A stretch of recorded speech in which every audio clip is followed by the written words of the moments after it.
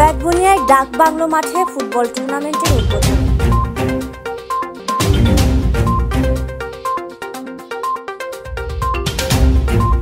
ব্যাটবুনিয়ায় ডাক বাংলো ৩ নং ওয়ার্ড ছাত্র ও যুব সমাজের উদ্যোগে 10টি দলের অংশগ্রহণে উন্মুক্ত ফুটবল টুর্নামেন্ট উদ্বোধন করা হয়েছে।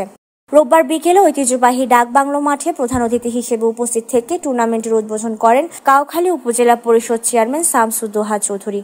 বিশেষ অতিথি ছিলেন ব্যাটবুনিয়া ইউপি সদস্য কামাল উদ্দিন জসিম, 1, 2 ও 3 নং ওয়ার্ডে সংরক্ষিত মহিলা সদস্য মোসাম্মদ শাহনাজ আক্তার, উপজেলা যুবলীগের সভাপতি অভিমং চৌধুরী, উপজেলা আওয়ামী লীগের তথ্য ও গবেষণা বিষয়ক সম্পাদক মোহাম্মদ মাইনুদ্দিন খোকনের সভাপতিত্বে ব্যাটবুনিয়া ইউনিয়ন আওয়ামী লীগের সাংগঠনিক সম্পাদক মোহাম্মদ হেলাল উদ্দিন, কলমপতি ইউপি সদস্য করিম মেম্বার, ডাক বাংলো 3 নং ছাত্র যুব সমাজের সভাপতি গিয়াস উদ্দিন, ইউনিয়ন শ্রমিক লীগের সাধারণ সম্পাদক ও টুর্নামেন্ট পরিচালনা কমিটির আহ্বায়ক আব্দুল মান্নান, সদস্য সচিব ফরহাদুল ইসলাম রিফাত, সদস্য রাহিদ হোসাইন শাহিন, মোহাম্মদ নয়ন ও অপু তালুকদার সহ স্থানীয় গণ্যমান্য ব্যক্তিবর্গ উপস্থিত ছিলেন।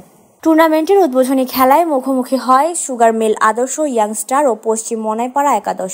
খেলার প্রথমার্ধে 3-0 গোলে এগিয়ে থেকে বরিতে যায় সুগার মিল আদর্শ ইয়াংস্টার। দ্বিতীয়ার্ধে পশ্চিম মনাইপাড়া একাদশ কোনো প্রকার প্রতিরোধ করতে না পারায় আরও 1 গোল দিয়ে ব্যবধান বাড়িয়ে 4-0 গোলের জয় নিয়ে মাঠ ছাড়ে সুগার মিল আদর্শ ইয়াংস্টার।